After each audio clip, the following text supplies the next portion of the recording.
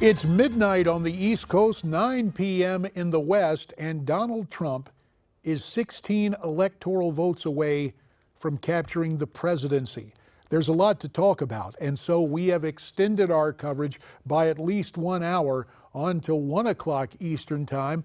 And there are many stories this election night. Miranda Khan is standing by with an update. Miranda? Starting with excitement, JD, is erupting now at the Trump campaign as the watch party continues to watch those results continue to pour in. Donald Trump has won 3 key battleground states so far: Florida, North Carolina, and Ohio. And MSNBC has called Wisconsin for the GOP nominee as well. And his son, Donald Trump Jr., tweeted a picture. Take a look at this from the watch party as his father continues to win those critical key battleground states. BBC tweets that the election is just too close to call, but her path, meaning Clinton's path to 270 electoral votes, is closing rapidly, as you've seen throughout the night here on Newsmax TV. And Nate Silver, editor-in-chief of 538, he's tweeting this: the Clinton coalition is really problematic as far as the Electoral College goes. There he's showing, I believe it is 86% for Trump. That number has continued to go up through the night. He's quoting there actually from the New York Times. Earlier today, I can tell you, Nate Silver was actually giving Hillary Clinton a 73% chance of winning. That has dwindled throughout the night. And Washington Examiner contributor as well as Trump supporter Lisa Booth is excited about her candidate's chances of winning. Donald Trump is on a roll. If he gets Wisconsin and New Hampshire, it's game over.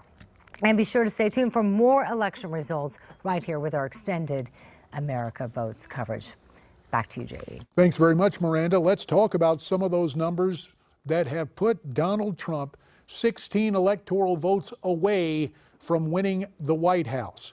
And we begin in the Sunshine State of Florida, giving more than a ray of hope to Donald Trump tonight, although it was by a razor-thin margin. Donald Trump prevailed in Florida, and that helped set the table that Donald Trump is in the process of running tonight. Elsewhere this evening, it is worth noting other key states called vital. For example, this one, Ohio. Actually, we're going first to Iowa. So often those pronunciations are so similar. Iowa, America's heartland. You will recall that Mr. Trump actually lost the Iowa Republican caucus to Ted Cruz, but he went back this summer, worked hard through the fall, prevailed in the Hawkeye state, and that was a key. My native state of North Carolina, which so many of the pundits said would be the crucial state.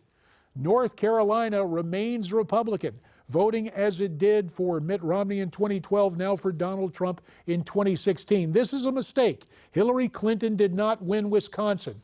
They were just trying to keep me on my toes, wondering if I stayed up too late or might I be punchy. No. I can tell you I'm very much in control of my faculties, and it was Donald Trump winning Wisconsin, and how difficult that must have been for the likes of those calling the race at NBC and MSNBC. Not only did Trump win in Wisconsin, but also we saw that Mr. Trump is in position now to in fact run the table. He won't get California, but other states await, and we continue to monitor what is transpiring. Now, there must be some other folks around who want to talk with me about this, and let's see who might be there to chat.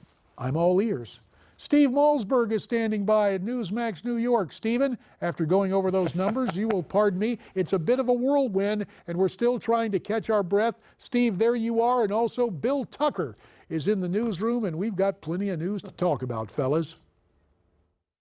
Well, let me just give you the latest here out of Pennsylvania. With, I forget what I said, over 88% or so of the vote counted. It's 48.3 for Clinton and 48.2 for Donald Trump. It's almost a flat-footed tie. Wow, how that is narrowed and close. And of course, if he wins Pennsylvania, I don't have it all in front of me, but I believe it's over. That's it. That's the 20 he would need. That would take him to 274 electoral votes.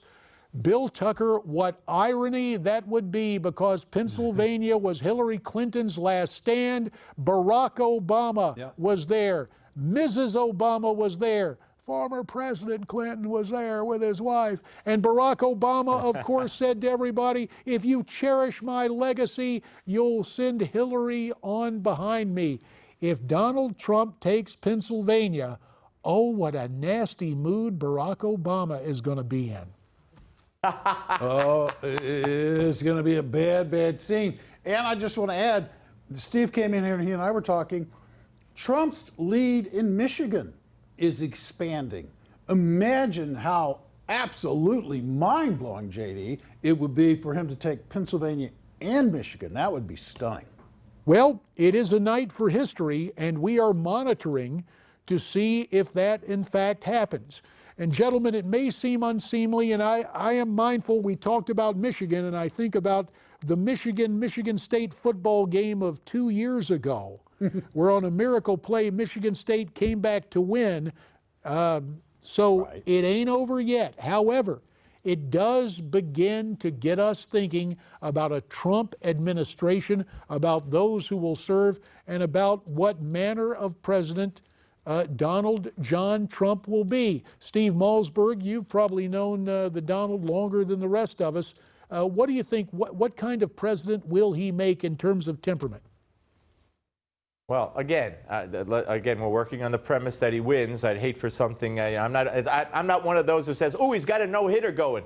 I always think that that's a jinx. Not that you're jinxing it, not that I'm jinxing it, or not that Bill's jinxing it. But having said that, look, I think he's going to surround himself with the best people, the people that he's surrounded himself now. He knows that he's a businessman. He knows he's going to be, if he wins, the president of the United States, the leader of the free world, and he has to surround himself with these great people. People on the economic side like Larry Kudlow and Stephen Moore, who helped write his economic policy. People like Pete Hoekstra and others to talk about security, the generals, General Flynn. I mean, he's going to have great people in there. He's going to get to pick the Supreme Court justices, and that's the best part of it all if it's him. And I just, you know what I can't imagine though, JD, and I was talking about this with Bill when I came in. If he wins, Hillary Clinton is going to have to go to that microphone and make a concession speech. Well, we're going to keep an eye out for that. Money on pay-per-view for that. Well, right now we've got to concede to the clock. We're almost out of time. We're coming back with these gents and with Michael Patrick Flanagan. Stay with us.